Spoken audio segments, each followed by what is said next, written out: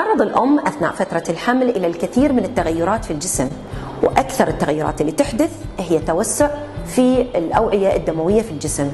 من ضمن الأماكن اللي تتوسع فيها الأوعية الدموية هي الطبقات المخاطية اللي تغذي الأنف، وبالتالي حتى القرنيات الأنفية تكبر، وهذا يسبب انسداد إلى الأنف عند الأم الحامل وصعوبة في التنفس والشخير أثناء الليل. الشيء الوحيد اللي تقدر تسويه هو غسول الأنف الملحي، وبعد 3 شهور ممكن تستخدم قطرات الأنف مالت الأطفال.